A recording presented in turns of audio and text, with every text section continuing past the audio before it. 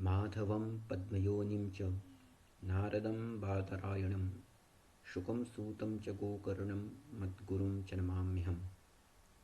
सभी को मेरा नमस्कार। आदरणीय प्राचार्य महोदया, विशिष्टातिथि, सभी अभिभावकगण, सभी शिक्षक साथी एवं प्यारे बच्चों, केंद्रीय विद्यालय संगठन के स्थापना दिवस पर में आइए हम केंद्रीय विद्यालय संगठन के विषय में कुछ बातें जानें। यह है हम लोगों का केंद्रीय विद्यालय संगठन का मुख्यालय, जो दिल्ली स्थित कटवारिया सराय शहीद जीत सिंह मार्ग पर में स्थित है। यहीं से पूरे भारतवर्ष में स्थित केंद्रीय विद्यालय संगठन की विशेष व्यवस्था के लिए प्रकल्प चलता रहता है।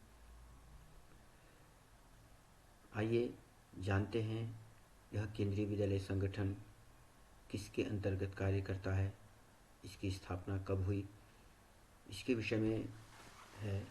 यह 15 दिसंबर 1963 में इसकी स्थापना हुई थी। पहले यह सेंट्रल स्कूल के नाम से जाना जाता था। बाद में इसका नाम परिवर्तन करके इसे केंद्रीय विद्यालय किया गया।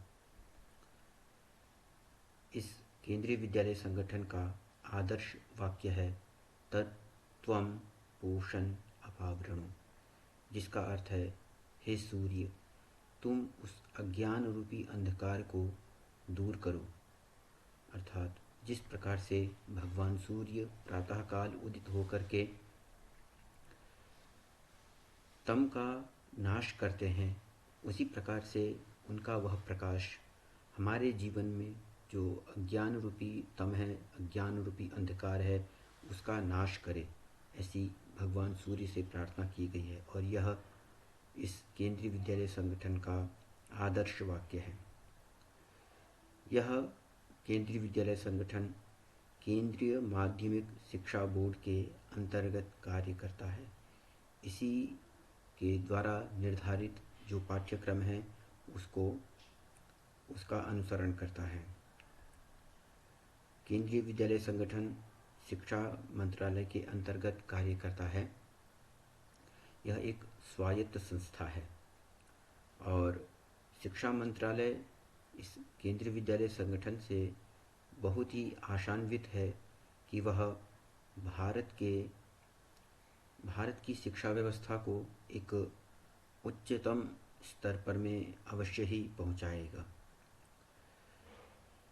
भारत में वर्तमान में कुल केंद्रीय विद्यालयों की संख्या 1245 है, जिसमें 1242 भारत में स्थित हैं एवं 3 विद्यालय भारत के बाहर विदेशों में स्थित हैं। इन केंद्रीय विद्यालयों को 25 अलग अलग संभागों में विभाजित किया गया है। यह जो है जोन के हिसाब से इनका विभाग किया गया है। इसमें वर्तमान में कुल विद्यार्थियों की संख्या 13,88,899 है और इनके अंतर्गत सभी शैक्षिक एवं गैर शैक्षिक कर्मचारियों को मिलाकर के कुल कर्मचारियों की संख्या 48,314 है। इन संख्याओं से हम समझ सकते हैं कि केंद्रीय विद्यालय भारत के कोने कोने में स्थित होकर के और भी अनेक केंद्रीय विद्यालयों की स्थापना करते हुए भारत के कितने ही विद्यार्थियों को यह शिक्षित करने का भरपूर प्रयास करने में लगा हुआ है।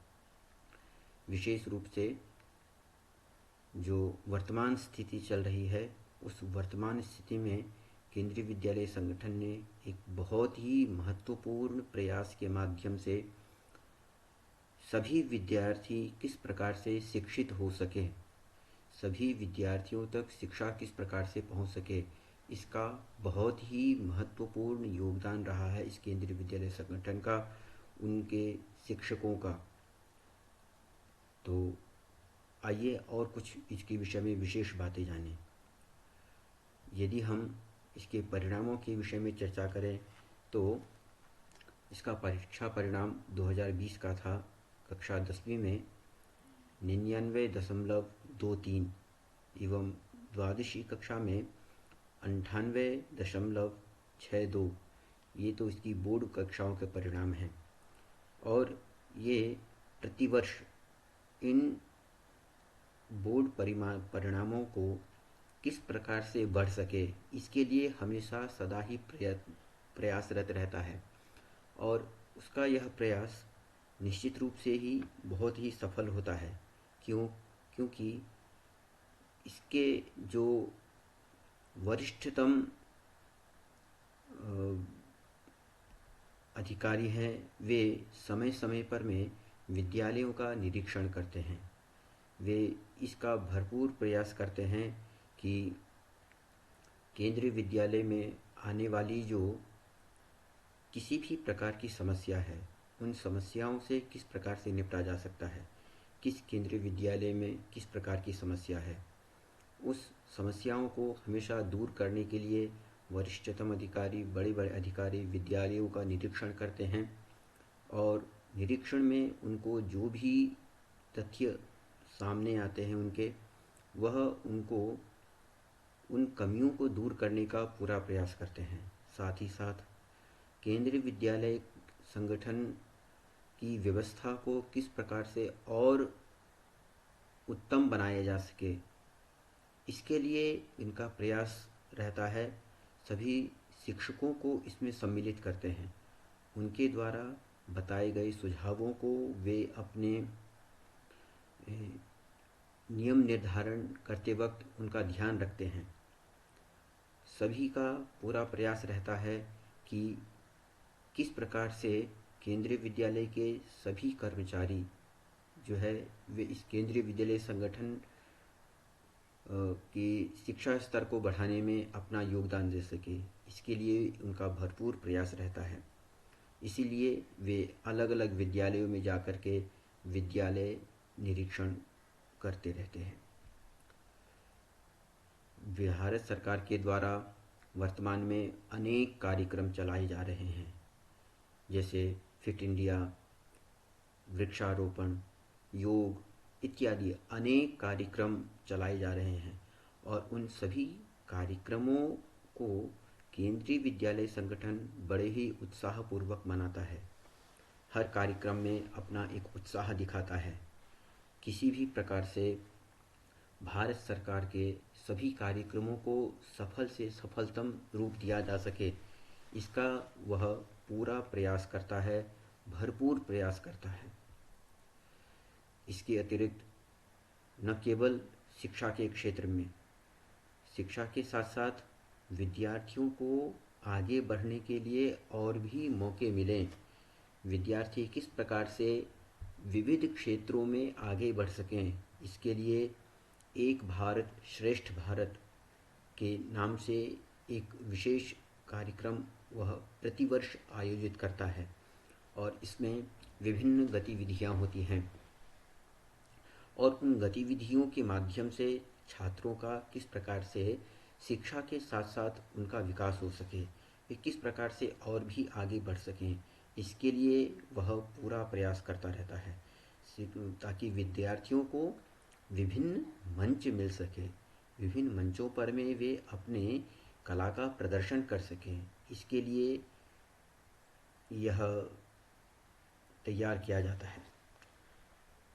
तो इन सभी कार्यक्रमों के माध्यम से हम समझ सकते हैं कि केंद्रीय विद्यालय संगठन सिर्फ शिक्षा के क्षेत्र में नहीं, बल्कि भारत सरकार के विभिन्न कार्यक्रमों के साथ साथ छात्रों को उनको अच्छे से अच्छा मंच मिल सके, इसके लिए भी वह अपना पूरा प्रयास में हमेशा लगा रहता है।